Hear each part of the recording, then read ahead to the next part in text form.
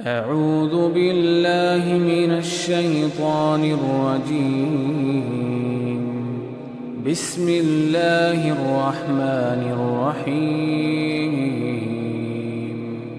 برادران، اس کے بعد میں فضیلت الشیخ جناب عبدالحسیب عمری مدنی حفظہ اللہ، جو ہندوستان کے مایہ ناز مقرر الحمدللہ، جن کا انتظار ہم جو ہے ایک دو ہفتوں سے جو ہے کر رہے تھے، الحمدللہ آپ ہمارے سامنے ہیں. برادران عزیز، بلا تاخیر میں آپ کو اسٹیج پر بلاتے ہوئے اس اشعار سے جو ہے میں مدعو کرنا چاہتا ہوں. آج اپنی بے قراری کو قرار آ ہی گیا، آج اپنی بے قراری کو قرار آ ہی گیا، جس کا شدت سے رہا انتظار آ ہی گیا. واضح بے مثل کی آمد سے اے اہل چمن، اس علاقے میں بھی اب رنگ بہار آ ہی گیا. فضیلت الشیخ جناب عبدالحسیب عمری مدنی حفظہ اللہ. السلام.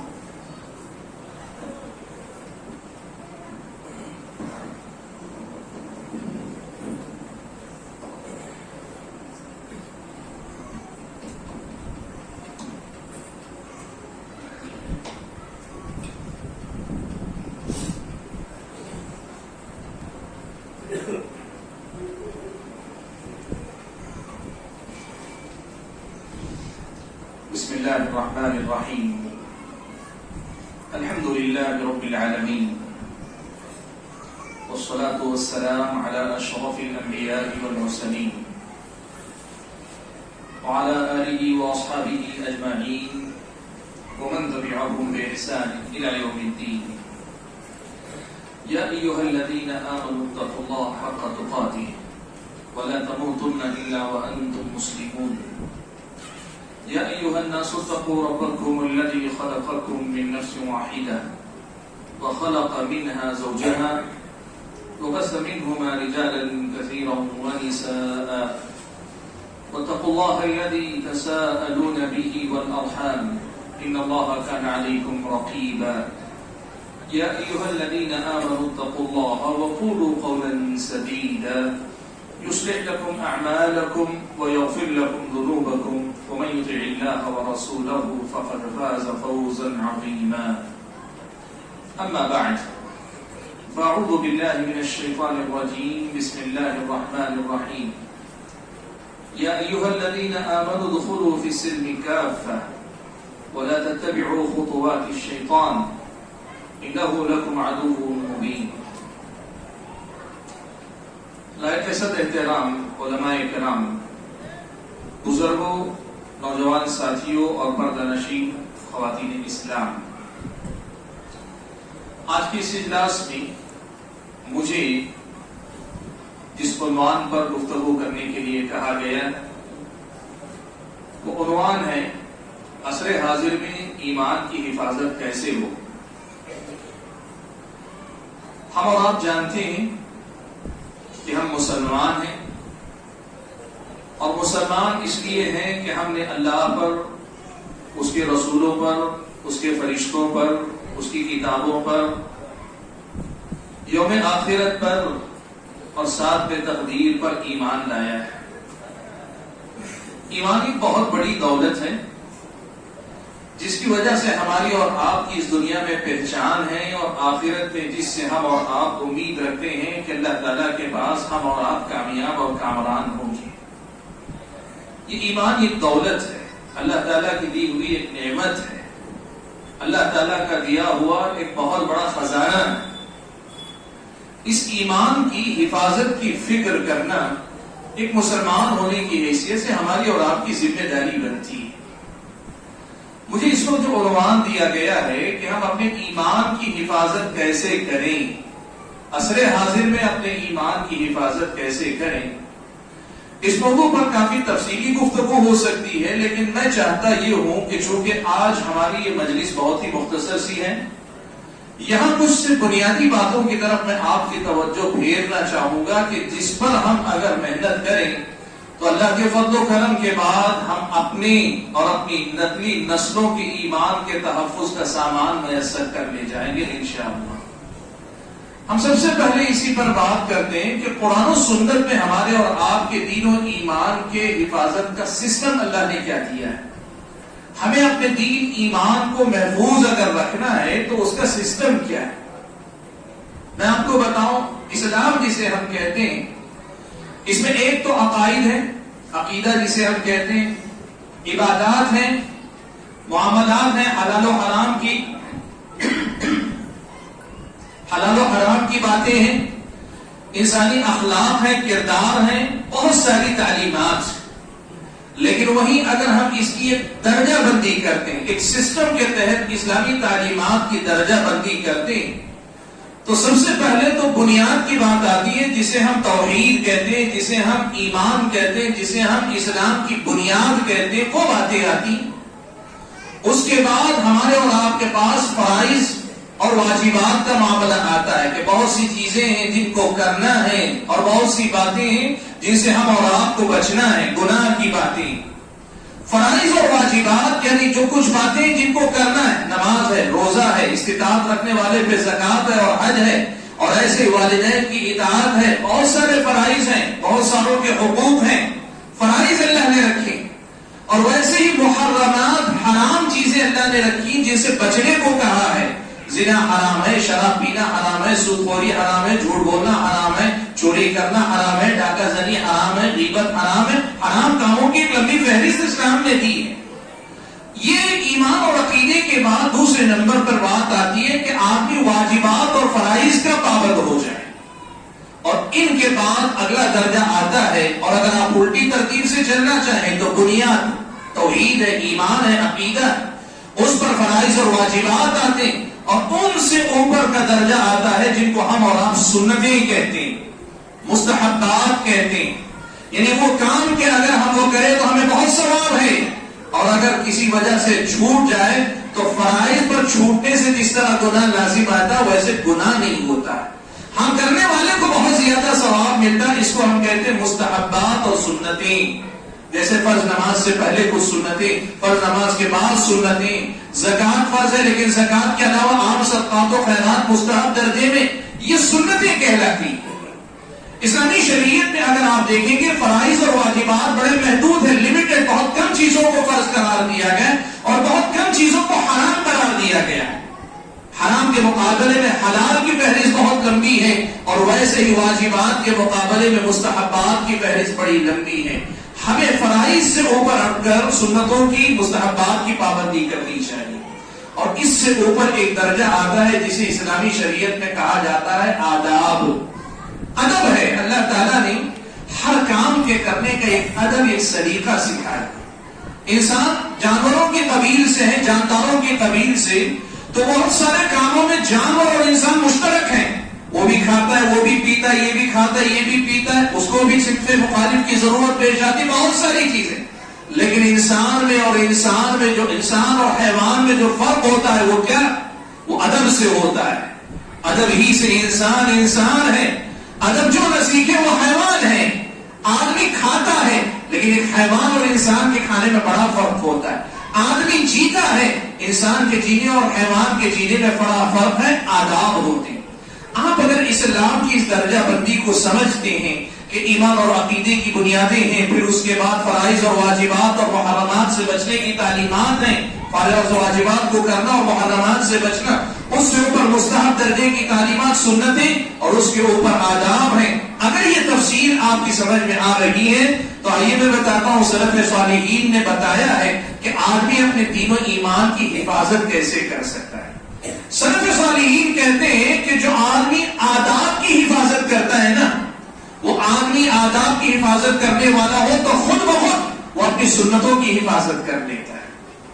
اور جو آدمی سنتوں کی حفاظت کر لیتا ہے وہ آدمی فرائض اور محرمات کی حفاظت کر لے جاتا ہے. یعنی اپنے فرائض کی حفاظت کر لے جاتا ہے، وہ حرام چیزوں سے بچنے لگتا ہے.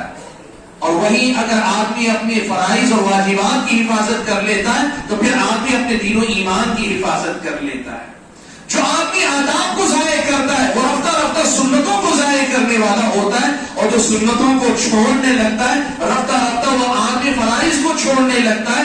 ایسے ہی جو آدمی مکروہ یعنی ناپسندیدہ چیزوں سے پرہیز نہیں کرتا وہ آدمی آدمی حرام چیزوں تک آتا ہے، اور جب آدمی فرائض کو چھوڑنے میں لگ جائے، حرام کاموں میں لگ جائے، تو پھر وہ آدمی بہت جلد اللہ اگر حفاظت نہ کرے تو اپنے دین و ایمان کو بھی گنوا بیٹھتا ہے۔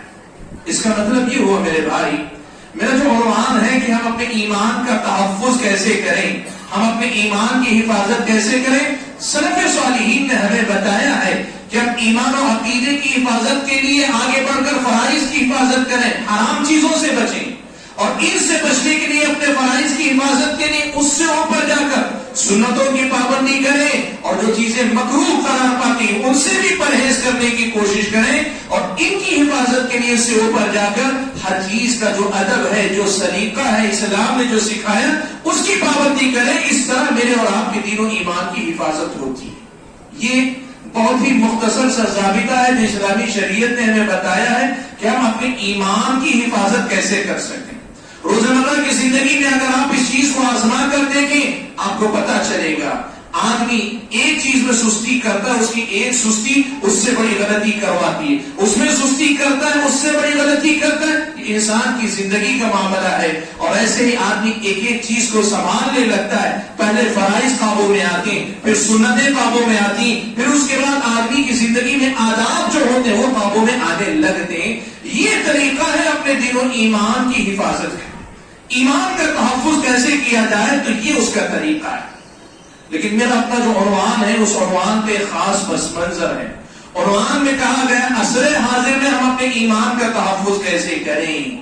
وہ بتانا یہ چاہتے ہیں اس عنوان کے پیچھے جو مقصد ہے وہ یہ کہ موجودہ زمانے میں جو حالات ہیں، ان حالات میں خاص طور پر ہمارے اپنے ملک میں جینے والے جو مسلمان ہیں، ہم اور آپ ہیں، خود ہمارے اور آپ کے دین و ایمان کے لیے بہت سارے چیلنجز ہیں، یہاں بہت سارے مسائل ایسے آ رہے ہیں کہ لوگوں کو ڈر لگتا ہے کہ کہیں ایسا نہ ہو کہ لوگ دین چھوڑ دیں، کہیں دین ہی سے رخصت نہ ہو جائے، اور اللہ کرے ایسا ہو کہ ہم اپنی حفاظت کر بھی لے جائیں تو ڈر اس بات کا ہے کہ کہیں اللہ نہ کرے ہماری آنے والی نسلیں دین نہ چھوڑ دیں۔ کیوں؟ حالات ہیں، مسائل ہیں، جو کچھ دنیا کے اندر دیکھ رہے ہیں، اس کو دیکھ کر جن باتوں کا ڈر لگتا ہے، اور باتوں میں سب سے بڑا ڈر جس چیز کا ہے وہ یہی ہے کہ یہ یہاں کی اسلام پسند مسلمان بہت جلد ہو سکتا ہے کہ اسلام سے دور رہنے میں عافیت سمجھے۔ کیوں؟ حالات اس قسم کے ہوتے نظر آ رہے ہیں، اس قسم کے بنائے جاتے نظر آ رہے ہیں۔ اس لیے عنوان بھی ایسے ہی کہا گیا کہ عصر حاضر میں ایمان ہم اپنا کیسے بچائیں۔ بھائیو، اگر اس حوالے سے ہم بات کرنا چاہتے ہیں کہ ہم عصر حاضر میں اپنے دین و ایمان کو کیسے بچائیں، تو خود کے لیے اور اپنے سے آگے بڑھ کر اپنے بچوں کی تربیت میں ہمیں کچھ باتوں کا خیال رکھنا پڑے گا۔ آپ اگر چاہتے ہیں کہ ہم واقعی معنوں میں ایمان والے بن کر اس دنیا میں رہیں، آپ اگر چاہتے ہیں کہ ہمارے ساتھ ہماری جو اگلی نسلیں آئیں گی، ہمارے جو بچے آج بچے کل کے بڑے ہیں، وہ ہماری طرح نہیں، ہم سے زیادہ بہتر اور اچھے مسلمان بن کر اس ملک میں رہیں، اس زمین پر رہیں، اگر ہم یہ چاہتے ہیں تو بھائیوں کچھ بنیادی باتوں پہ ہم اور آپ کو محنت کرنی پڑے گی، توجہ دینی پڑے گی۔ اور وہ باتیں کیا ہیں میں منتخب کر کے 4-5 اہم باتیں صرف آپ کے سامنے رکھنا چاہتا ہوں۔ ان میں سب سے پہلی بات یہ ہے کہ میرے بھائیوں ہمیں سب سے پہلے اس چیز کو اپنے آپ کے سامنے اپنے آپ سے پوچھنا ہے کہ میری نظر میں میرے دین کی اہمیت کیا ہے، میری اپنے نظر میں میرے دین کی اہمیت کیا ہے، کیا مجھے میرے دین میرے اسلام کی مجھے ضرورت ہے۔ اور ہمیں اپنے نفس کا جواب اگر ملتا ہے کہ نہیں چاہیے تو بہت بڑی مصیبت ہے، اور اگر ملتا ہے کہ نہیں دین چاہیے لیکن تھوڑا چاہیے، وہ جو مسجد تک رہے بس نمازوں کی حد تک رہے، یا وہ جو ہے وہاں رہے جہاں تک کوئی مشکل نہ پیش آئے، جہاں کوئی مشکل آئے وہاں سے میں اپنے دین سے پیچھے ہٹ جاؤں، یہ اگر ہمارا نفس جواب دے رہا ہے تو سب سے پہلے مرحلے میں خود کو اور اپنے بچوں کو یہ جاننے اور بتانے کی ضرورت ہے، یہ بات سمجھنے اور سمجھانے کی ضرورت ہے کہ اس دین کی ہماری زندگی میں ضرورت کیوں ہے۔ اس لیے کہ اگر ہمیں معلوم ہوگا کہ ہماری زندگی میں اس دین کی ضرورت ہے اور اہمیت ہے، ہم حفاظت کریں گے۔ پیسے کی حفاظت ہم کیوں کرتے ہیں؟ اس لیے کہ ہمیں معلوم ہے اس میں ہمارے بڑے فائدے ہیں۔ ہم اپنے دکان کی، مکان کی، اپنی چیزوں کی حفاظت کیوں کرتے ہیں؟ اس لیے کرتے ہیں کہ ہمیں معلوم ہے کہ اس میں ہمارا فائدہ ہے، ان کے نہ ہونے سے ہمارا نقصان ہے۔ آپ یقین کریں پیسہ، گھر دکان، کاروبار، اپنی اولاد، اپنے مفادات کا جیسے ہم تحفظ کرتے ہیں، جیسی حفاظت کرتے ہیں، اگر دین و ایمان کی افادیت اور ضرورت، اس کی اہمیت کا کما حق وہ ہمیں اندازہ ہو جائے، ہم خود بخود اپنے دین و ایمان کی حفاظت کریں گے. اور اگر اس کی اہمیت کا ہمیں اندازہ نہ ہو، اگر دین کی اہمیت کا ہمیں اندازہ نہ ہو، تو پھر کوئی اور ہم سے دین کیا چھینے گا، کوئی اور ہمارے لیے کیا سازش کرے گا، ہم خود اپنے ہاتھوں سے دین سے دستبردار ہونا شروع ہو جائیں گے. آج ایک مسئلہ میں آپ کو بتانا یہی چاہتا ہوں کہ میرے بھائیوں، ہماری نئی نسل کی تربیت میں یہ بات ہونی چاہیے، ان کی گھٹی میں یہ بات پلائی جانی چاہیے کہ دین تمہاری ضرورت ہے، اور یہ دین ضرورت ہے تو کیوں تمہاری ضرورت ہے. یہ صرف ایک عقیدے کے طور پہ ماننے کی بات نہ ہو کر ایک ایسی حقیقت بن جائے جس کا اسے یقین ہو. وہ صرف سن کے مانتا نہیں ہے، وہ سمجھ کر تسلیم کر رہا ہو. ہماری نوجوان نسل کو ہمیں ایسے پڑھانے سکھانے کی ضرورت ہے کہ یہ دین ہماری ضرورت ہے. کیوں ضرورت ہے بھائی؟ صرف دو باتیں آپ کے سامنے رکھتا ہوں. پہلی بات تو یہ کہ ہم سب مسلمان کی حیثیت سے اس بات پر ایمان رکھیں مرنے کے بعد پھر اٹھنا ہے، آخرت میں اللہ کے پاس جواب دہی کرنی، اور آخرت میں معلوم ہے ہمیشہ کی زندگی ہے. اب وہ ہمیشہ کی زندگی یا تو جنت میں ہوگی یا جہنم میں ہوگی، اور یہ جنت اور جہنم کا فیصلہ کس بنیاد پر ہوگا؟ اسی دین کی بنیاد پر ہوگا. ان الدین عند اللہ الاسلام. یہاں کی زندگی اچھی ہو، بری ہو، خوشحال ہو، پریشان کن ہو، مختصر ہو، لمبی ہو، سرداری والی ہو، لوگوں کی نوکری چاکری والی ہو، کیسی بھی ایسی زندگی ہو، بیماریوں سے بھری زندگی، صحت و تندرستی سے مالا مال زندگی، زندگی جیسی بھی ہوگی نا، یہ دنیا ختم ہو جائے گی، ایک نئی دنیا شروع ہوگی جسے ہم آخرت کہتے ہیں. ایک نیا سلسلہ شروع ہوگا، نئی زندگی شروع ہوگی. وہ جو ہمیشہ کی زندگی ہے، وہاں اگر کامیابی کی کوئی بنیاد ہے تو صرف ایک بنیاد ہے. اور وہ بنیاد کیا؟ اللہ نے فرمایا ان الدین عند اللہ الاسلام. بلا شبہ قابل قبول دین اللہ کے پاس اسلام ہی ہے. اس کا مطلب کیا ہوا؟ ہمارے اور آپ کے دل و دماغ میں یہ بات یقین کے درجے میں ہونی چاہیے کہ اصل جو زندگی آخرت کی زندگی ہے، وہاں کا اصل سرمایہ یہی میرا دین ہے. جو دین میں اس دنیا کے اندر اپنے ساتھ رکھوں گا، وہی دین آخرت میں میرے ساتھ جائے گا. سبحان اللہ. اللہ کے نبی فرماتے ہیں قیامت کا دن ہوگا، قیامت کا دن ہوگا، کافر عذاب کے مارے تڑپ رہا ہوگا جہنم میں. اللہ تعالیٰ اس سے پوچھے گا، کہے گا بتا آج اگر ساری دنیا تیرے پاس ہو تو کیا عذاب سے بچنے کے لیے پوری دنیا فدیے میں دینے کے لیے تیار ہے؟ بدلے میں دنیا دے کر ساری دنیا لٹا کر اپنے آپ کو عذاب سے بچانے کے لیے تیار ہے؟ اس دن کافر پر عذاب کی جو سختی ہوگی وہ کہے گا کہ میرے رب آج اگر ساری دنیا بھی میرے پاس ہو اور وہ دے کر اس عذاب سے بچ سکتا ہوں تو میں بچنا چاہوں گا. اللہ تعالیٰ کہے گا آج کوئی کام آنے والی بات نہیں، دنیا میں تو میں نے اس سے بہت ہلکی چیز اس سے مانگی تھی، کہا تھا کلمے کا اقرار کر کے اس کی پابندی والی زندگی گزار. میرے بھائیوں، یہ یقین ہمیں اپنی نگری نسلوں کے دل و دماغ میں بٹھانا ہوگا کہ یہ دین ہماری اخروی کامیابی کی بنیاد ہے، اور اگر یہ نہیں ہے تو ہم سب کچھ ہو کر بھی کچھ نہیں ہے. دنیا میں اگر ہمیں نام ملا، شہرت ملی، عہدہ ملا، منصب ملا، دولت ملی، اللہ نے سب کچھ دے دیا. ایمان کی دولت نہ دی تو اللہ نے کچھ نہیں دیا. یعنی یوں مانیے کہ ہم خوش قسمت پھر بھی نہیں دیا تو اللہ ہی نہیں دیا، لیکن ہم خوش قسمت نہیں ہیں.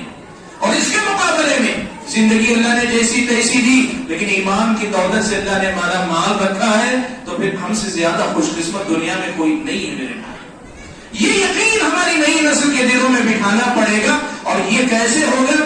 یہ گھروں کی تربیت سے ہوگا. ماں کی کوکھ سے لے کر ماں کی گود سے ہوتے ہوئے ماں کے آنچل تلے جو بچے بڑھتے جائیں گے نا، اٹھتے بیٹھتے چلتے پھرتے، یہ فکر آخرت میں جواب دہی، آخرت میں کامیابی کا یہ تصور بچوں کے دل و دماغ میں بٹھائیں گے، تب انہیں معلوم ہوگا کہ دین ہماری ضرورت ہے. اور جب انہیں معلوم ہوگا دین ہماری ضرورت ہے، تب وہ کیا کریں گے؟ اپنے دین کی حفاظت کی فکر کریں گے. وہ اپنے دین کی حفاظت کی فکر کریں گے. یہ پہلی چیز. اور اسی سے جڑی دوسری حقیقت یہ بھی سمجھ لیں ہم اور آپ کہ اس دین کا ایک بہت بڑا کمال ہے میرے بھائی، وہ یہ ہے کہ اللہ کے فضل و کرم سے یہ دین آخرت میں کامیابی کی ضمانت ہے.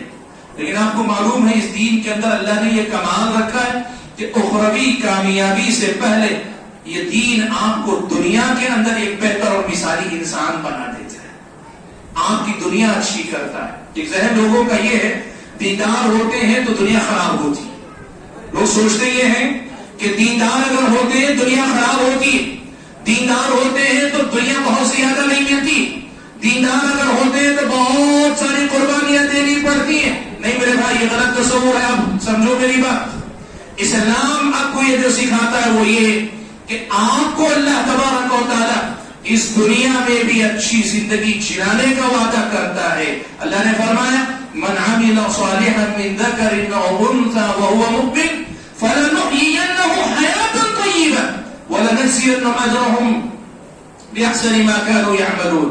آخرت کے اجر سے پہلے اللہ نے کہا ایمان لا کر عمل صالح کرو گے، اللہ تعالیٰ اس دنیا میں اچھی زندگی جلائے گا۔ یقین ہے نا اللہ کی بات پر؟ قرآن کی آیت ہے، یقین ہے نا؟ اب اس یقین کو ہمارے دل و دماغ میں وہ مقام حاصل ہونا چاہیے کہ دنیا کا کوئی شبہ، دنیا کی کوئی چیز ہمیں متزلزل نہ کر سکے۔ پھر کبھی ہمیں یہ خیال نہ آئے کہ دین اپنا کر ہماری دنیا خراب ہو جائے گی، اجڑ جائے گی، ویران ہو جائے گی، محدود ہو جائے گی، فلاں نہیں۔ اللہ بہترین زندگی جلائے گا۔ قرآن میں اللہ نے ہمیں دعا سکھلائی، کیا کہا؟ ربنا آتنا فی الدنیا حسنہ وفی الآخرۃ حسنہ۔ آپ یقین کرو میرے بھائی، اسلام جس دنیا سے روکتا ہے نا، وہ دنیا ہے جو آپ کے لیے اچھی نہیں ہے۔ اسلام جس دنیا سے آپ کو منع کرتا ہے نا، یہ وہ دنیا ہے جو دنیا آپ کا فائدہ نہیں، آپ کا نقصان کرنے والی ہوتی ہے۔ آپ یقین کرو اللہ تعالیٰ آپ کی دنیا بھی اس دین کے ذریعے اچھی کرتا ہے، اللہ تعالیٰ اس دین کے ذریعے آپ کی دنیا بھی اچھی کرتا ہے۔ آج میں آپ کو بتاؤں، یہ میرا تجربہ ہے، یہ میرا تجربہ ہے جو زندگی میں نے دیکھا ہے۔ ہمیں کی بڑی تعداد ایسے مسلمانوں کی ہے جو یہ تو مانتے ہیں کہ دین سے ہماری آخرت سنورتی ہے، لیکن یہ ماننے والے بہت کم ہیں کہ دین سے ہماری دنیا سنورتی ہے۔ یہ ماننے والے بہت کم ہیں میرے بھائی، یقین نہیں، شک ہے، شبہ۔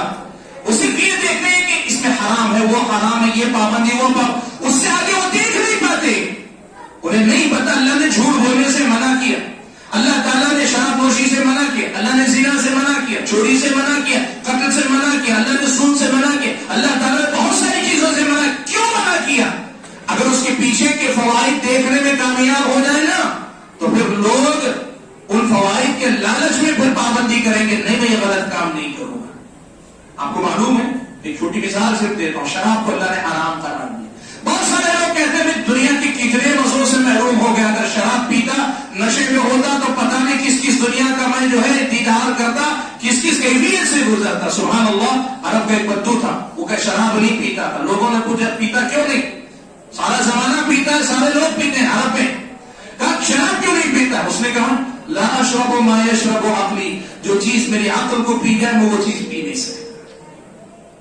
اس کا مطلب یہ ہوا کہ شراب کو اسلام نے حرام قرار دیا، اس کے پیچھے بڑی وجوہات ہیں۔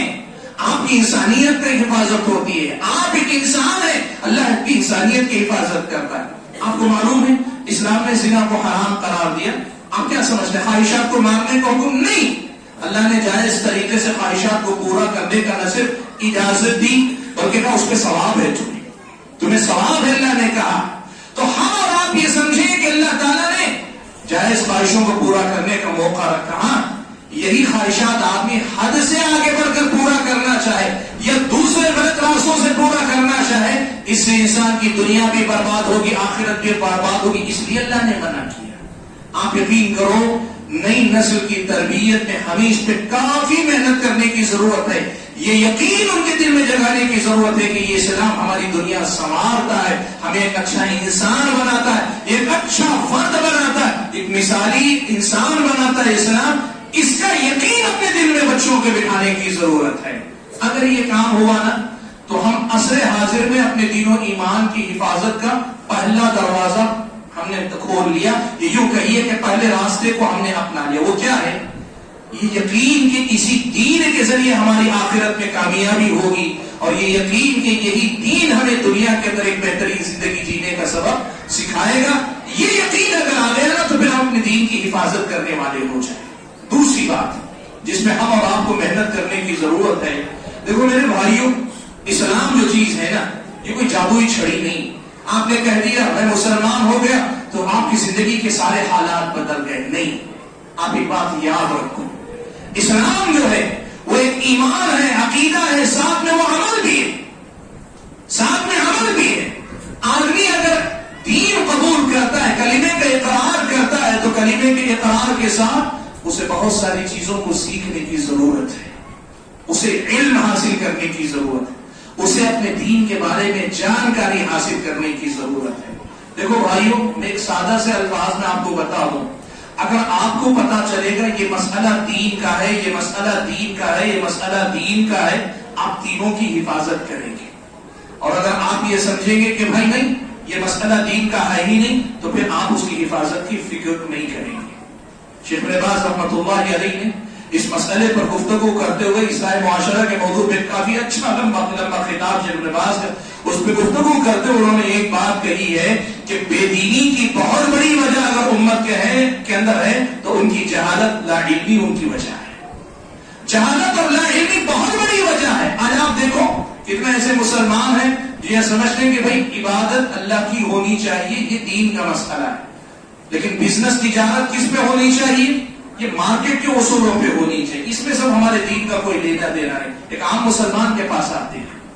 آپ یہ بات سمجھو میرے بھائی، اگر آپ اپنے دین کو جانیں گے تو آپ اپنے دین کی حفاظت کریں گے، اور اگر آپ دین کو نہیں جانیں گے، نہیں پہچانیں گے آپ کا دین کیا ہے، تو پھر آپ کیسے اس کی حفاظت کریں گے؟ آپ ایک ایک چیز کو بھولتے جائیں گے، ایک ایک چیز آپ کے دین کی گھٹتی جائے گی. آپ کو میں بہت آسان الفاظ میں سمجھاتا ہوں. دیکھیے، آپ ایک نماز ہے، نماز میں آپ جانتے ہیں 5 وقتہ نمازیں فرض ہیں، اس کے بعد سنت مؤکدہ ہیں، 12 رکعت سنت مؤکدہ، ان کے علاوہ سنت غیر مؤکدہ بھی ہیں، اور سنت غیر مؤکدہ کے بعد بھی کچھ اور نمازیں ہیں جو اللہ کے نبی کسی مناسبت، کسی سبب سے پڑھتے تھے. تحیت المسجد ہو، تحیت الوضو ہو، یا جو اللہ کے نبی صلی اللہ علیہ وسلم عشاء کی نماز پڑھتے ہو، صلاۃ الضحیٰ پڑھتے ہو، تو یہ جو ہے نمازوں کے اوقات سے جڑی ہوئی نہیں، لیکن یہ بھی نمازیں. اب آپ بتاؤ، اس میں سے جتنا دین آپ کو معلوم ہوگا اتنی ہی کی تو آپ پابندی کریں گے. آپ کو اگر نماز 5 وقتہ معلوم ہے، 5 وقتہ نمازوں کی پابندی کریں گے. بقیہ نمازیں آپ کی زندگی میں ایک بار نہیں آئیں گی. کیوں؟ آپ نے کبھی سیکھا ہی نہیں اپنے دین کو. آپ کو اگر معلوم ہوگا مثال کے طور پر کہ گھر میں رہتے ہوئے والدین کے ساتھ حسن سلوک کرنے کے 25 طریقے، 100 طریقے، آپ کیا سمجھتے ہیں والدین کے ساتھ حسن سلوک کا مطلب یہ ہے کہ والدین جو حکم دے اسے پورا کرنا ہے. آپ اگر اتنا ہی دین سمجھیں گے اتنا ہی عمل کریں گے. اگر آپ کو یہ معلوم ہو کہ والدین کے ساتھ خاص طور پہ عمر بڑھنے کے بعد کچھ دیر بیٹھے رہنا یہ بھی بہت بڑا جو حسن سلوک ہے، صرف وقت دینا، ان کے پاس بیٹھ جانا، صرف بیٹھنا اور کچھ نہیں. آپ کو معلوم ہے ماں اور باپ کے بڑھاپے کے اندر ایک تمنا ہوتی ہے کہ ان کے بچے صرف ان کی نگاہوں کے سامنے رہے. کتنے بچے ہیں جن کو پتا بھی نہیں ہے کہ والدین کی یہ بھی ایک ضرورت ہے. آپ جب دین سیکھتے ہیں، آپ کا دین آپ کو سکھاتا ہے اپنے ماں باپ کی آنکھوں کے سامنے رہنا، کہ ان کی آنکھیں آپ پہ پڑتی رہنے کا، یہ خود بھی ان کے ساتھ حسن سلوک کا باب ہے. آپ کوشش کریں گے کہ وہ ماں باپ کے ساتھ گزاریں. کتنے ماں باپ ہیں دیکھیں، بچے مالدار ہو گئے، کاروباری ہو گئے، بہت بڑے جو ہے مصروف آدمی ہو گئے، وہ والدین کے لیے سارے انتظامات کر دیتے ہیں. کھانا بنانے کے لیے نوکر ہے، خدمت کپڑے دھلنے کے لیے نوکر ہے، وہ گھومنے جانا چاہتے ہیں تو اس کے لیے نوکر، سب کچھ ہے. لیکن پھر بھی ماں باپ کی زندگی میں خوشی نہیں ہے. کیوں نہیں ہے؟ وجہ یہ ہے کہ کچھ خوشیاں سے بچوں سے ملتی ہیں، پیسے اور دولت اور اسباب سے نہیں ملتی. یہ سمجھنے والے بچے جب ہوں گے نا، وہ جو ہے دین سیکھیں گے، ان کو پتا چلے گا ماں باپ کے ساتھ بیٹھیں گے وہ بچے، اور جب وہ بچے اپنے ماں باپ کے ساتھ بیٹھیں گے تو پھر ان کو دین کا ایک اور باب مکمل کرنے کی توفیق ملے گی. آپ یقین کرو، میں تفصیل میں جاؤں تو بہت دور تک بات جائے گی. مختصر یہ کہنا چاہ رہا ہوں کہ اگر ہم اپنے دین و ایمان کی حفاظت کرنا چاہتے ہیں، ہمیں سیکھنا پڑے گا ہمارا دین کیا ہے، ہمارا دین کیا ہے. اور میں آپ کو بتاؤں، زندگی کے ہر سانس میں دین ہے، زندگی کے ہر معاملے میں دین ہے، چلتے پھرتے دین ہے، اٹھتے بیٹھتے دین ہے، کھاتے پیتے دین ہے، اور لڑتے جھگڑتے بھی دین ہے، اور پیار و محبت کی بات میں دین ہے. ہم جو کریں اس میں دین ہے، اور جن چیزوں سے رکے اس میں دین ہے. شرط یہ ہے کہ ہم جانیں، پہلے ہم معلوم کریں. جس دن ہم دین کو جانیں گے اس دن ہم دین کو اپنائیں گے، ہم دین کی حفاظت کریں گے. اور اگر ہم نہیں جانیں گے تو پھر نہ دین پہ عمل کریں گے اور رفتہ رفتہ لوگوں کی زندگیوں سے دین تھوڑا تھوڑا کر کے گزرتا چلا جائے گا، گزرتا ختم ہوتا چلا جائے گا، اور نتیجہ کیا ہوگا؟ پھر دین کے نام پہ کچھ ظاہری چیزیں رہیں گی، بنیادی کچھ چیزیں رہیں گی، اسی کو دین سمجھ کر بیٹھ جائیں گے۔ اپنی اور اپنی نسلوں کے دین و ایمان کی حفاظت کی فکر ہے تو دوسرے نمبر پہ یہ کام کرو کہ ان کو دین سکھاؤ، عبادات سکھاؤ، معاملات سکھاؤ، اخلاق سکھاؤ، حقوق سکھاؤ، اور بتاؤ کہ کس کے ساتھ کیسے رہا جاتا ہے۔ اسلام نے ہمیں نیکیاں کیسی کیسی بتائی ہیں، آدمی چلتے پھرتے یقین کرو اتنی نیکی اللہ نے سکھائی، آپ کی زندگی کا 1 سیکنڈ نیکی کمانے سے خالی نہیں ہو سکتا۔ آپ کی ساری زندگی لگا بھی دیں گے، آپ دین کے سارے مسائل کو اپنی زندگی میں نہیں اپنا پائے، اتنا دین ہے آپ کے پاس۔ اب اتنے دین کو آپ سمیٹ کر 2-4 کاموں میں کہ آپ نے 5 وقت کی نماز پڑھ لے، اس کے علاوہ اور کچھ اسے معلوم نہ ہو تو کیا ہوگا؟ اتنا ہی دین اس کی زندگی سے نکلتا چلا جائے گا۔ کہنا کیا چاہتا ہوں، بات کو سمیٹ کر وہی لا رہا ہوں۔ دوسری بات کہ اپنے دین و ایمان کا تحفظ کرنا ہے تو لوگوں کو، اپنی بچوں کو، اپنی نئی نسل کو دین سکھانے کی کوشش کریں کہ یہاں سے ان کی زندگی میں دین آتا ہے۔ تیسری بات جو میں کہنا چاہوں گا، اس کو ذرا آپ اچھے انداز سے سمجھنے کی کوشش کریں۔ یہ جو تیسری بات ہے، اس تیسری بات کا تعلق ہماری اس دنیا کے اندر روزمرہ کی جو زندگی اس سے بڑا گہرا ہے۔ دیکھیں ایک بات میں آپ کو بتاؤں، اس وقت دنیا کے اندر خاص طور پہ جس ملک میں ہم اور آپ رہتے ہیں، یہ دنیا آخرت پر ایمان نہیں رکھتی، اور ہم اور آپ آخرت پر ایمان رکھتے ہیں۔ ہمیں معلوم ہے کہ ہمیں آخرت میں اللہ کے پاس جا کے جواب دہی کرنی۔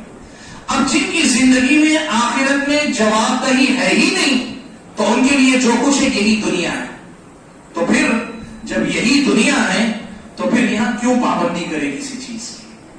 کیوں آدمی بھائی کسی چیز کی پابندی کرے؟ کیوں آدمی کچھ چیزوں سے پرہیز کرے، بچے، روکے؟ بھائی دنیا کا ہر مزہ آدمی کو لینا حق بنتا ہے، کیوں؟ دنیا میں آیا ہی ہے تو جو کچھ ہو سکتا ہے دنیا کے مزے لے، اس لیے کہ جو کچھ ہے یہی دنیا ہے۔ بابر بعیش گوش کہ عالم دوبارہ نیست، کہ دنیا یہی ہے، یہی پہ سب کچھ ہے۔ تو ظاہر بات ہے میرے بھائیوں، میں آپ کو ایک چیز بتانا چاہتا ہوں، وقت اجازت نہیں دیتا کہ اس کی تفصیل کرو، لیکن میں اشارہ کروں آپ سمجھ جائیں گے۔ آج آپ کی جو ٹی وی کلچر ہے نا، یعنی جو فلمیں بنتی ہیں، جو سیریل بنتے ہیں، جو آپ کی کالجوں میں، یونیورسٹیوں کے اندر جو چیزیں نوجوانوں میں عام ٹرینڈ بنتا ہے، یہ ساری کی ساری دنیا ہے نا، وہ اسی ایک بنیادی نقطے کو سامنے رکھ کر جی جاتی ہے کہ دنیا جو کچھ ہے یہی ہے، اور یہی ہے تو پھر ہم کیوں کریں؟ جیسے آپ نے ایک جملہ سنا ہوگا کہ بھئی سارے مزے لڑکوں ہی کی کیوں، لڑکیوں کو بھی حق ہے وہ بھی پورا مزہ کریں۔ ہاں، اگر دنیا یہیں تک ہے تو لڑکے ہی کیوں، لڑکیاں بھی کریں، جن کو جو کرنا ہے وہ کریں، کہ دنیا ہے ہی اگر یہیں تک ختم ہونا ہے تو کریں گے ہم۔ جب تک آج معلوم ہے اصول کیا ہے، آج اس وقت جو پورے ملک کے اندر، پوری دنیا کے اندر ضابطہ جینے کا ایک ہی ہے، وہ کیا ہے؟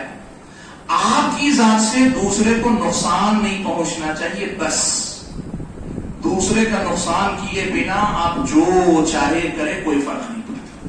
یہ آج کی دنیا کے اصول ہے، اسی اصول پر ساری دنیا کھڑی ہے اس وقت، جو دنیا آپ کے آس پاس۔ آپ ایسی دنیا میں ہیں، اسی دنیا میں آپ ہیں، اور ایسی دنیا میں رہ کر آپ آخرت کی کھیتی کر رہے ہیں، تو آپ کے سوچنے کا انداز ان کے جیسا نہیں ہو سکتا، آپ کے جینے کا انداز ان کے جیسا نہیں ہو سکتا، آپ کے معاملات ان کے معاملات کے جیسے نہیں ہو سکتے، آپ ویسے نہیں جی سکتے جیسے وہ ہوں۔ آپ دیکھیں یہ بہت بڑا فرق ہے، یہ فرق ہمیں نئی نسلوں کو سمجھانا پڑے گا۔ اگر ہماری نئی نسلیں ذہنی طور پر اس دنیا کے ضابطے کو اپنا لیتی ہیں تو اس کا مطلب یہ ہوگا کہ ان کی زندگی سے دین رخصت ہو جائے، اس لیے کہ آخرت نہیں ہے تو پھر دین کے نام پہ پابندی کس چیز کی کریں اور کیوں کریں؟ اور اگر ہم اور آپ اس نئی نسل کو، خود اپنے آپ کو نئی نسل کو سمجھا سکیں کہ بھائی یہ ساتھ میں تو ہے لیکن اس کا ایمان الگ ہے، میرا ایمان الگ ہے، وہ سمجھتا ہے دنیا ہی سب کچھ ہے، ہم سمجھتے ہیں دنیا کچھ نہیں، جو کچھ ہے آخرت ہے، یہ دنیا آخرت کی کھیتی ہے، مجھ میں اور تجھ میں یہ فرق ہے تو میرے تیرے معاملات ایک جیسے نہیں ہو سکتے، ہمارے تمہارے معاملات ایک جیسے نہیں چل سکتے۔ یہ فرق رہے گا ہمیشہ کہ تم ہر معاملے کو دنیا میں مزے اور لذت اور فائدے اور نفع کے اصولوں پہ تولو گے، اور ہم ہر ہر معاملے میں اللہ کی رضا، اللہ کی خوشنودی، آخرت کی کامیابی، جہنم سے نجات، جنت میں کامیابی، اس اصول پہ ہم تولیں گے۔ میرے بھائیوں، آج کی نئی نسل میں بے دینی جو بڑھ رہی ہے نا، یہ جو ابھی آپ تقریروں میں سنی نا کہ لڑکیاں عشق کے چکر میں، لڑکے عشق کے چکر میں ایک دوسرے کے پیچھے بھاگتے ہیں، ان کی حالت پہ کبھی آپ ایک تو ناراض ہوتے حق ہے، لیکن کبھی ترس بھی کھائیے۔ مسئلہ کیا ہے؟ ان بیچاروں کو ایسے ماحول میں ہم نے ڈال کے چھوڑ دیا، اسکول کالج میں دوسری جگہ پہ، جہاں صبح شام ان کو یہی پڑھایا جاتا ہے کہ زندگی میں سب سے اہم یہی ہے۔ تم نوجوان ہو، تمہاری کوئی گرل فرینڈ نہیں، تم نوجوان لڑکی ہو، تمہارا کوئی بوائے فرینڈ نہیں۔ اسکولوں کالجوں میں آپ یقین کریں آپ کے بچے بتاتے نہیں ہوں گے، ورنہ کبھی آپ اگر قریب ہو کے سن سکے آپ کے بچے بتائیں گے کہ جس لڑکے یا لڑکی کا آج کالج میں بوائے فرینڈ نہ ہو، دوست نہ ہو، لڑکوں سے مخالف صرف کی دوستیاں نہ ہو، اسے سمجھتے یہ وولڈ کا فیشن کا آدمی، پرانے زمانے کا آدمی۔ کئی مرتبہ وہ اپنی مرضی سے برے نہیں ہوتے، وہ زمانے کی چال دیکھ کر کہتے ہیں اس سے کہ ہٹ کر کب تک چلیں گے۔ میرے بھائیوں، یہاں اصل میں یہ بنیادی سبق پڑھانے کی ضرورت ہے کہ ہے تو ہم سب دنیا میں، لیکن یہ دنیا کے لیے جیتے، ہم آخرت کے لیے جیتے، اور دونوں کے جینے کا انداز جدا ہوگا، کبھی دونوں ایک انداز سے جی ہی نہیں سکتے۔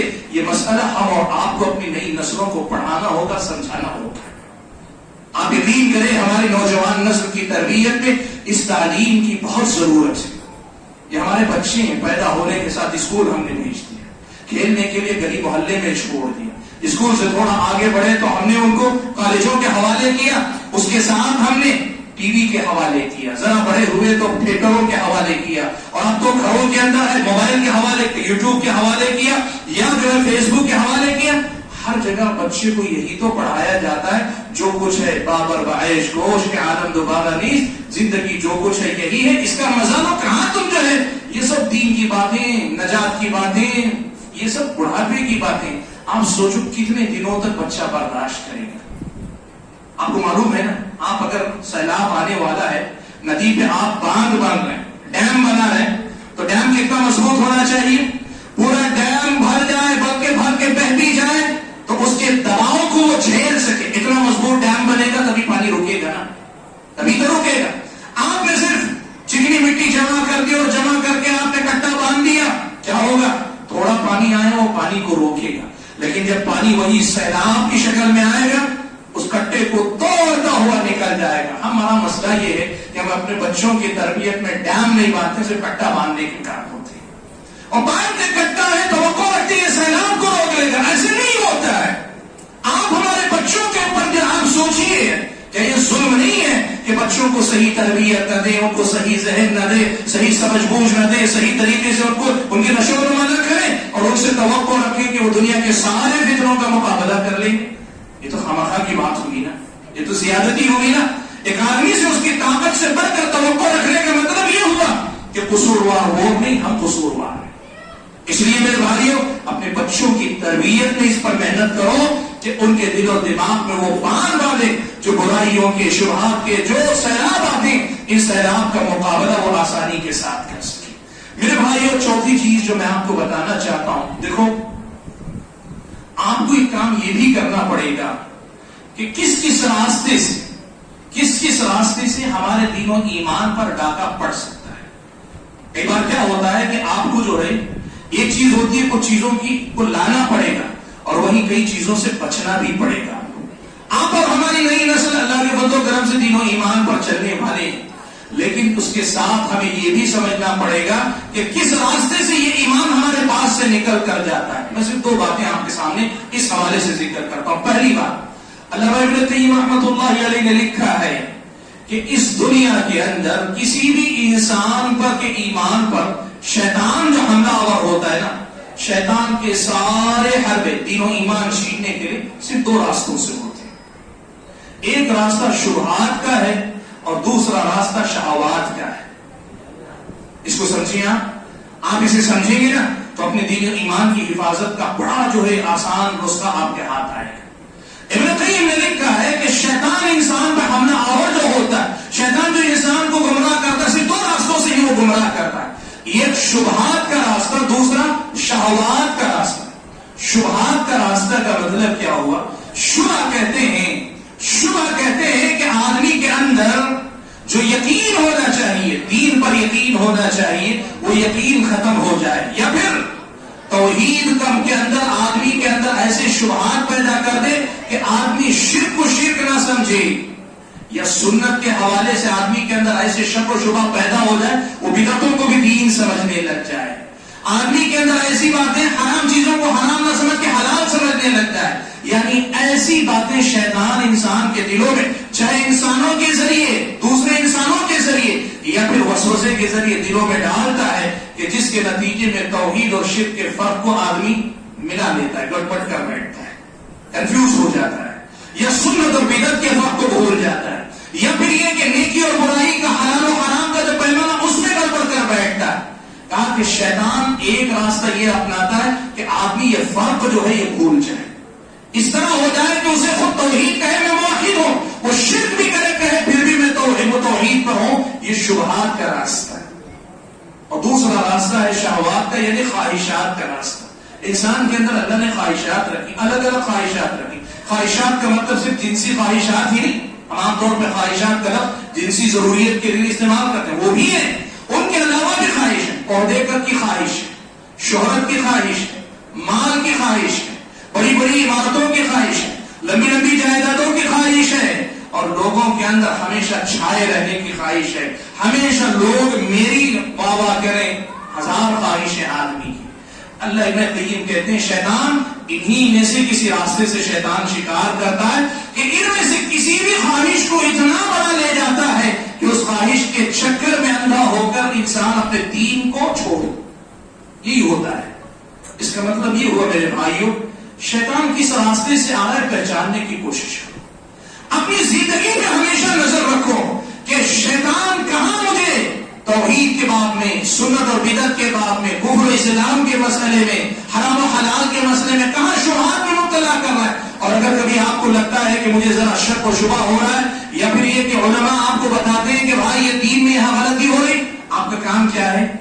شبہات کا مقابلہ صحیح علم سے کیا جاتا ہے. شبہات کا مقابلہ صحیح علم سے کیا جاتا ہے. صحیح علم حاصل کرنے کی کوشش کرو.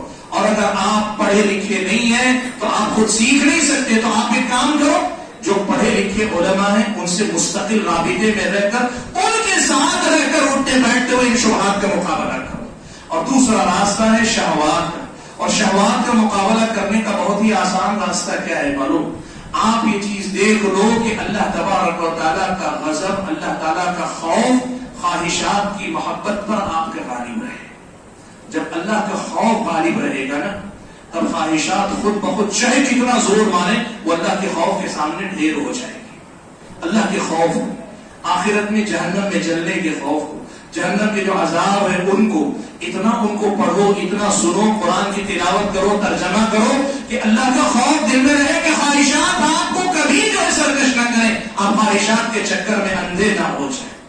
آپ اور ہم خواہشات اور شبہات ان دونوں کا مقابلہ کرنے والے ہو جائیں. یہ ہوا باہر سے حملے کی بات، یہ شیطان کی طرف سے حملے کی بات. اب دین و ایمان کے معاملے میں اس ملک میں کہاں ہمارے ساتھ کیا ہو رہا ہے؟ میں نے ایک بات بتایا کہ یہاں دنیا جینے کا طریقہ ان کا الگ ہے، ایک مومن کا طریقہ الگ ہے. اور ساتھ میں دوسری بات آپ یہ دیکھ لو، اس ملک کے اندر آپ جانتے ہیں ماضی قریب میں مسلمانوں کے ساتھ پچھلے 5-10 سال کی میں بات کر رہا ہوں، جو کچھ ہو رہا ہے آپ جانتے ہیں.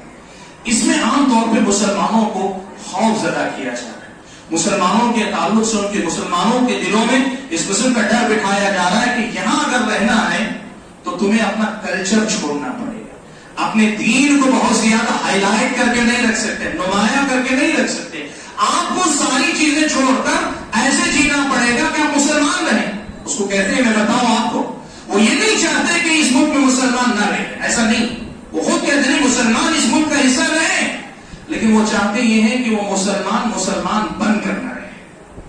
آپ کو یہ سمجھنا پڑے گا اس وقت، چاہے وہ اذان کے مسئلے پہ ہو، حجاب کے مسئلے پر ہو، دوسرے پہ تیسرے، یعنی جن سے آپ کے مسلمان ہونے کا پتہ چلتا ہے نا، ان چیزوں کو وہ ہٹانا چاہتے ہیں. اور وہ چاہتے یہ ہیں کہ آپ انہی کے جیسی زندگی گزاریں، یہی کے کلچر میں، انہی کے کلچر میں آپ جو ہے اپنے آپ کو ملانے یہ چاہتے ہیں.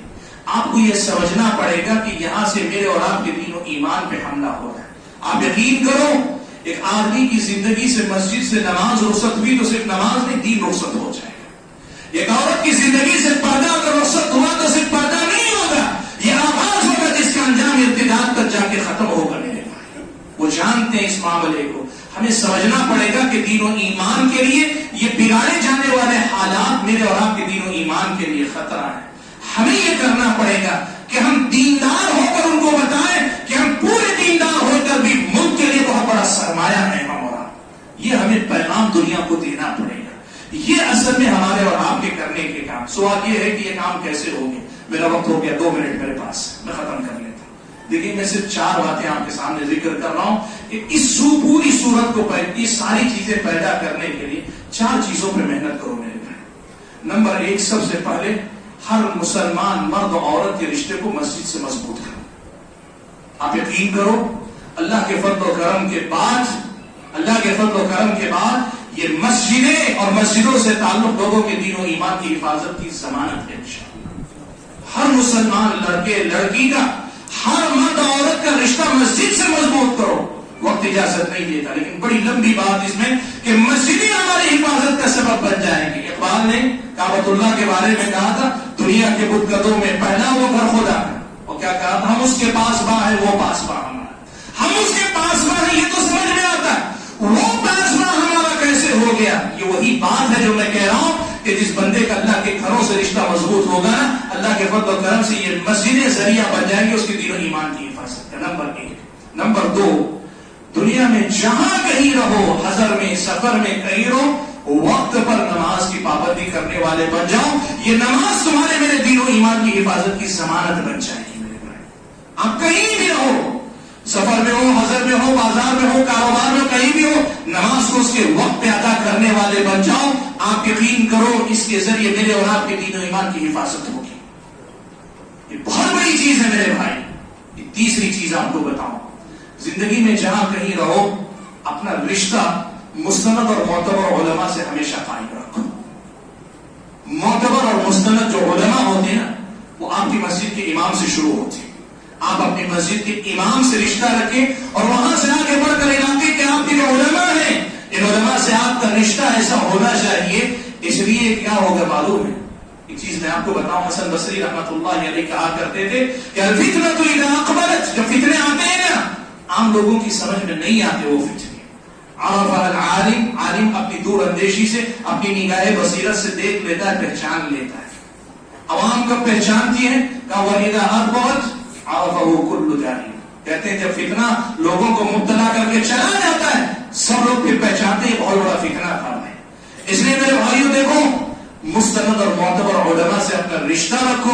آپ یقین کرو اللہ کے فضل و کرم کے بعد یہ بڑا ذریعہ ہوگا کہ میرے اور آپ کے اور ہماری اگلی نسلوں کے دین و ایمان کی حفاظت کا ذریعہ بن جائے گا۔ اور خاص طور پر میری ماں اور بہنوں سے چوتھی بات میں کہہ رہا ہوں، خصوصی بات ان سے، مرد بھی سنے عورتیں بھی سنے، اس لیے کہ پردہ دونوں کی ذمہ داری ہے۔ وہ کیا ہے کہ عورتیں پردے کی حفاظت کر لے جائیں۔ آپ کا پردہ صرف پردہ نہیں ہے، اس پردے میں آپ کا دین و ایمان ہے، اس پردے میں آپ کا دین و ایمان ہے۔ وہ کیسے ہے؟ آپ اگر اس کو دیکھنا چاہیں تو اسی کو دیکھ لو جو آپ کا دین و ایمان چھیننا چاہتے ہیں۔ وہ آپ کے دین و ایمان پہ بات نہیں کر رہے، وہ آپ کے پردے پہ بات کر رہے ہیں۔ اس لیے کہ انہیں معلوم ہے کہ یہ پردے سے شروع ہوں گے تو دین و ایمان قربان کرنے تک آئیں گے۔ اس لیے آپ وہ پہلی فصیل ہے وہ پردے کی حفاظت کرو۔ آپ پڑھنا چاہتی، لکھنا چاہتی، بہت کچھ کرنا چاہتے، اسلامی پردے سے بڑی کوئی چیز نہیں۔ آپ اپنے پردے کی حفاظت کرو، اللہ کے فضل و کرم کے بعد یہ پردہ آپ کے دین و ایمان کی حفاظت کا ذریعہ بن جائے گا۔ حاضرین گرامی، میں نے جیسے کہا کہ مختصر سے وقت میں کافی لمبی چوڑی باتیں نہیں ہو سکتی۔ آج میں نے کوشش کی کہ صرف کچھ بنیادی باتیں آپ کے سامنے رکھوں کہ ہم اپنے دین و ایمان کا تحفظ کیسے کر سکتے ہیں۔ میں اللہ سے دعا کرتا ہوں کہ اللہ تعالیٰ مجھے اور آپ سبھی حضرات اور خواتین کو اپنے دین و ایمان کی حفاظت کرنے والا بنائے۔ اللہ تعالیٰ جان کی، مال کی، عزت و آبرو کی اور سب سے بڑھ کر ہماری اور ہماری اگلی نسلوں کے دین و ایمان کی حفاظت فرمائے۔ اللہ تعالیٰ ہم اور آپ کو جب تک دنیا میں رکھے ایمان اور اسلام پر قائم رکھے اور جب اپنے پاس بلائے تو ایمان کی حالت میں بلائے۔ آمین وآخر دعوانا الحمدللہ رب العالمین۔ میں اپنی گفتگو کے اختتام پر یہاں کی مقامی جمعیت کے تمام ذمہ دار احباب بالخصوص مولانا کا میں شکریہ ادا کرتا ہوں کہ آپ نے مدعو کر کے ہمارے اپنے ان بھائیوں کو، ان بہنوں کو کچھ कुछ बुनियादी पैगाम देने का मौका दिया। अल्लाह हम सबको कहने और सुनने से ज्यादा अमल करने वाला मुसलमान बनाए। आमीन व आखिरु दअवाना अल्हम्दुलिल्लाहि रब्बिल आलमीन।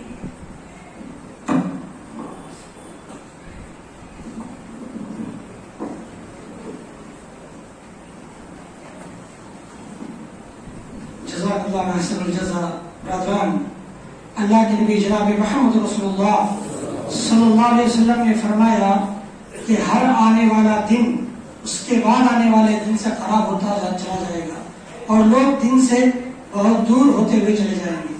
ब्रदरान, इस दिन की दूरी को खत्म कैसे करें, इस बात पर जो है अल्हम्दुलिल्लाह मुकम्मल मैं समझता हूँ जितनी बातें कहने की जरूरत थी शेख मोहतरम ने अल्हम्दुलिल्लाह बड़े प्यारे अंदाज में उन तमाम बातों को आपके जो है गोद में डाल दिया है। अब जरूरत इस बात की है कि हम जो है उसे अपने जहनों में दिमागों में बिठाएं और दीन पर कायम रहने की कोशिश करें, क्योंकि मेरे अजीजों हर दिन दीन के डाकू बढ़ते जा रहे हैं। मैं कहने की कोशिश कर रहा हूँ दीन के डाकू हर कदम पर है। दोस्त तुम्हारा दीन का डाकू बन रहा है, तुम्हारा भाई तुम्हारे दीन का डाकू बन रहा है, तुम्हारे दोस्तों हबाब जो तुम्हारे अतराफ और अकराफ रहने वाले दीन के डाकू बन रहे, वो अल्लाह तबारक व तआला से बेजारगी से जो है वो तुम्हें दूर करना चाहते हैं। ऐसे शैतानों से अल्लाह के नबी ने क्या सिखाया, सुबह हो तो आप क्या करो, अल्लाह से पनाह मांगो। सूरत नास सिखाया गया, खुल औज़ु बिरब्बिन नास मलिकिन नास इलाहिन नास मिन शर्रिल वसवासिल खन्नास अल्लज़ी युवस्विसु फी सुदूरिन नास। ऐसे शयातीन आपके बगल में है जो इंसान की शक्ल में भी है और शैतान की शक्ल में भी है। और तमाम का जो है जो हथियार है और जिस तरीके से बचना चाहिए अल्हम्दुलिल्लाह मुदर्रज तरीके से हमारे सामने बड़े प्यारे दिल बड़े अंदाज में शेख मोहतरम ने हमारे सामने रखा। दौरे हाजिर की जिम्मेदारी हमारी नौजवान पीढ़ी जहाँ पर दीन से दूर होती चली जा रही है उसको बचाने की जरूरत है। अपने बच्चों के सीनों के अंदर दीन की मोहब्बत को जगाने की जरूरत है। इसके लिए जरूरत है कि माँ दीनदार बने, माँ दीनदार बने। अगर माँ दीनदार नहीं है तो हमारे दीन का खात्मा हमारी माँ की गोद से हो जाएगा। क्या होगा, माँ का गोद हमारा दीन जो है पहला मदरसा है। अगर मदरसे में दीनदारी न मिले तो हमारा क्या होगा हाल, हमारा हाल वही जो शैतानों के गोद में हमारी जिंदगियां खत्म हो जाएगी। ब्रदरान अजीज बकौल शायर ये कहता है, ये खुद महरूम होकर रह गया शमशीर ईमान से, ये खुद महरूम होकर रह गया शमशीर ईमान से, वरना आज भी दुनिया नवसती है मुसलमान से। ब्रदरान अजीज आज इस बात की जरूरत है हम पक्के सच्चे ईमान वाले और मुसलमान बन जाए। मैं शेख मोहतरम का बड़ा शुक्रगुजार हूँ, आपने जो है हमारे दावत पर लब्बैक कहा। अल्हम्दुलिल्लाह हमें जो है दिल फरेब अंदाज में ईमान से हमें जो है बहुत ही ज्यादा खरीद कर जो है ला करके छोड़ा। अल्लाह से दुआ अल्लाह ताला हमारा को अजर अजीम से नवाजे। अल्लाह तबारक व तआला हमारे जो है इस मेहनत को कबूल फरमाए। दादा मैं मेरे शेख मोहतरम अकील साहब इमाम की हफिज़हुल्लाह से गुजारिश करूंगा कि वो जो है हदीये तशक्कुर पेश करें।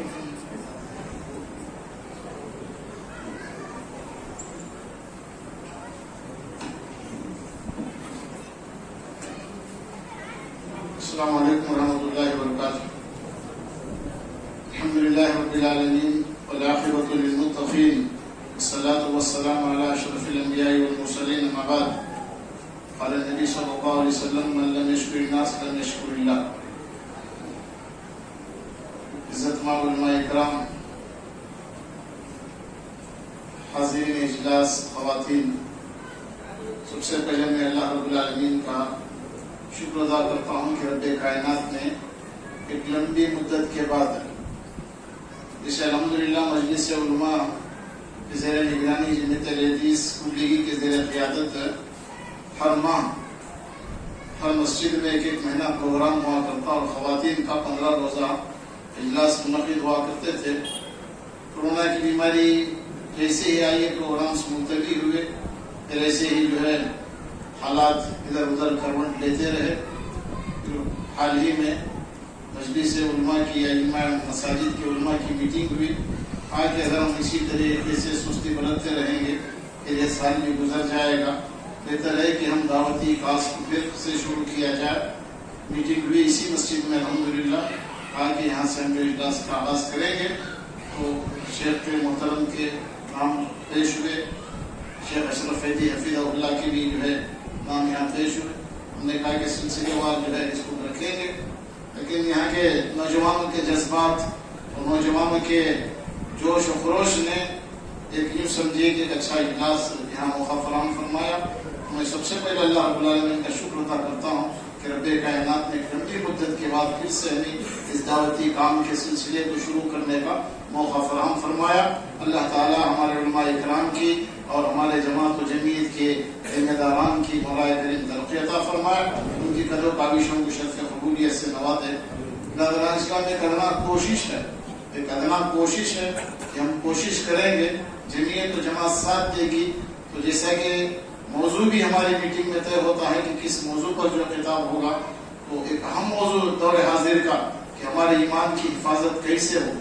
آج ایمان جو ہے ہمارا اور آپ کا کمزور ہوتے جا رہا ہے۔ شیخ محترم نے آخری میں جو نصیحت کی، صرف پردہ نہیں جائے گا، ایمان جائے گا۔ افسوس ہوتا ہے حال ہی میں آپ حضرات کو سناتے ہوئے کہ اسکول میں جیسا کہ تقریباً یہ بات پھیلی ہوئی ہے اور میرے تعلق سے کہ بس زبانی کی گئی، فلاں کی گئی۔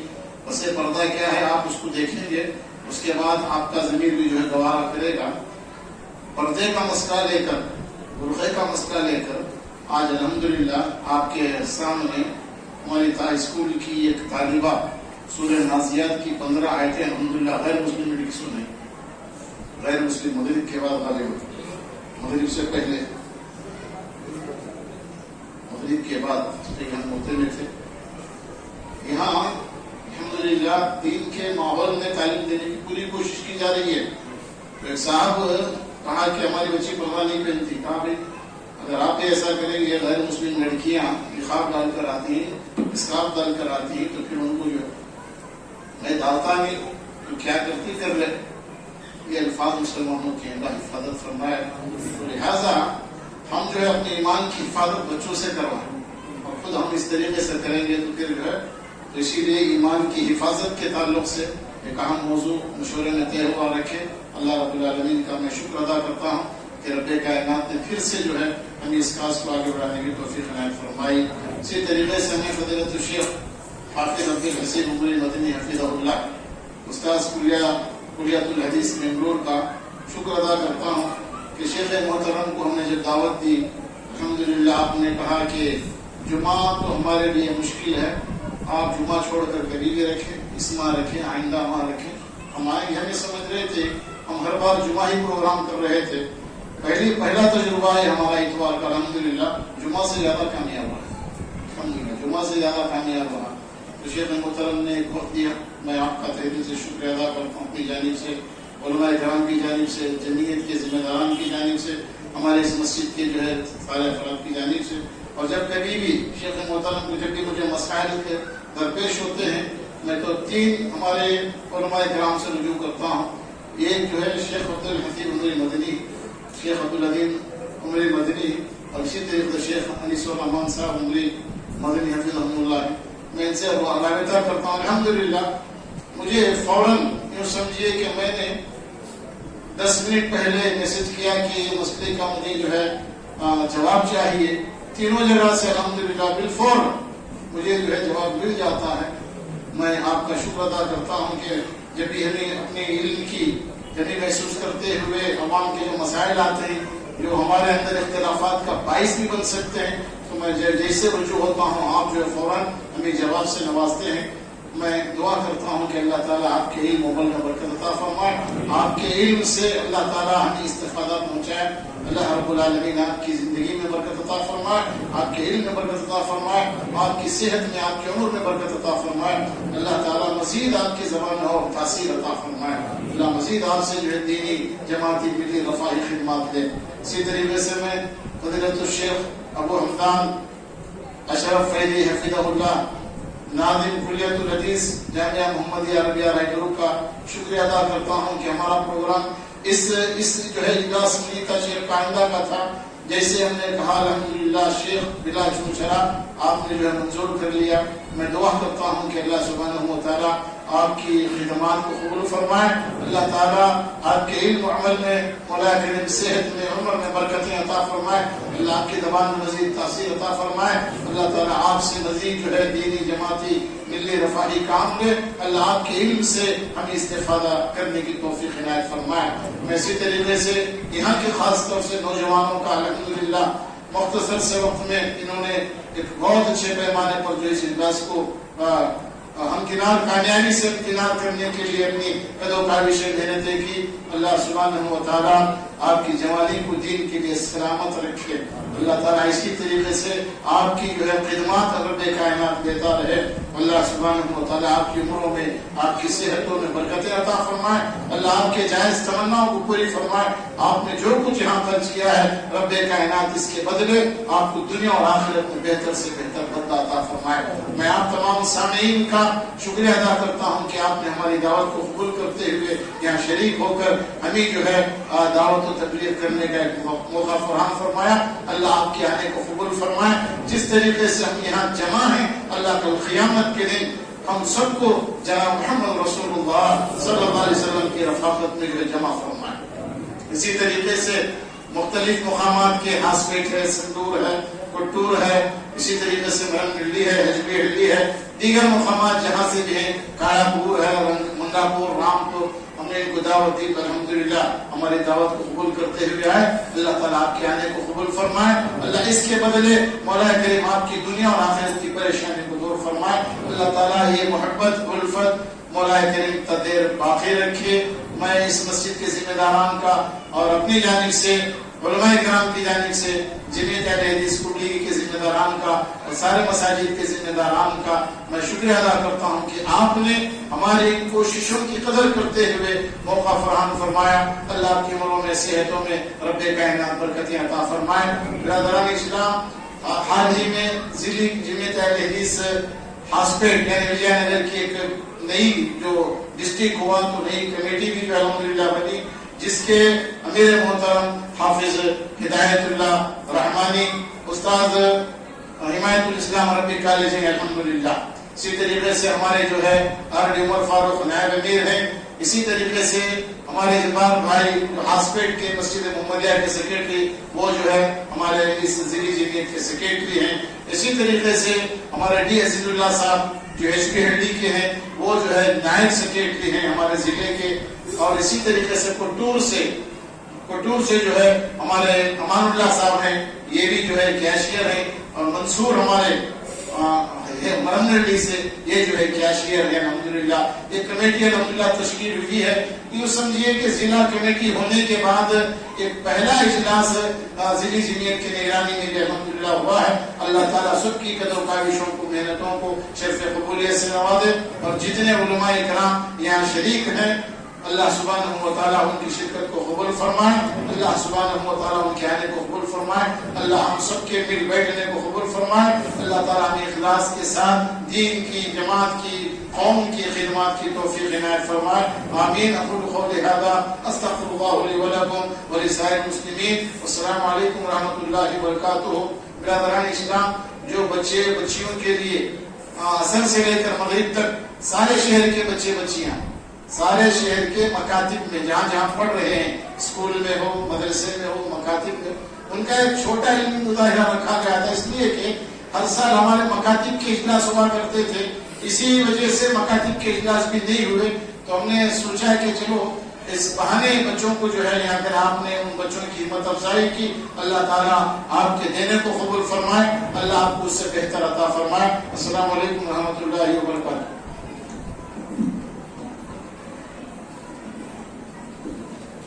جزاک اللہ احسن الجزا. برادران, شیخ نے تمام کا نام لیا لیکن شیخ ہمارے ضلع ہاسپیٹ کے شیخ عقیل صاحب امامت حفظہ اللہ نائب صدر ہیں الحمدللہ. برادران, ساری باتیں ہو چکی ہیں. میں اللہ کا شکر گزار ہوں. اللہ تعالیٰ نے کامیابی کے ساتھ اس اجلاس میں جو ہے ہمکنار فرمایا. اللہ تعالیٰ ہماری کوششوں کو قبول فرمائے. اور تمام آئے ہوئے مہمانوں کے لیے ہماری جماعت راجیو گاندھی کی ذمہ داران نوجوان کی طرف سے الحمدللہ کھانے کی دعوت ہے, ضیافت ہے. آپ حضرات سے عدم گزارش ہے, آپ حضرات مقامی جو ہیں وہ مہمان کو کھلائیں. پہلے صحابہ کرام کی زندگی آپ پڑھیں گے تو آپ دیکھیں گے صحابہ کرام گھر میں لے کر جاتے تھے مہمان کو اور پوچھتے تھے بیوی سے, محترمہ گھر میں کچھ ہے؟ کہتی کہ دو چار لوگ کھانے کا کھانا باقی ہے. تو کہ کہتے ہیں کہ وہ جب کھانا کھانے کے لیے مہمان بیٹھ جائے تو بتی بجھا دینا، جب تک وہ نہیں کھائیں گے چراغ نہیں جلے گا. یہ سیرت ہے ہماری. تو میزبان آپ ہیں کوالٹی والے، تو مہمان کو پہلے کھلائیں، بعد میں آپ جو ہے کھانے کی کوشش کریں. اللہ تعالیٰ ہماری کوششوں کو قبول فرمائے. برادران، آج اجلاس کا اختتام ہوتا ہے، دعا پڑھیں. سبحانک اللہم وبحمدک اشہد ان لا الہ الا انت استغفرک واتوب الیک.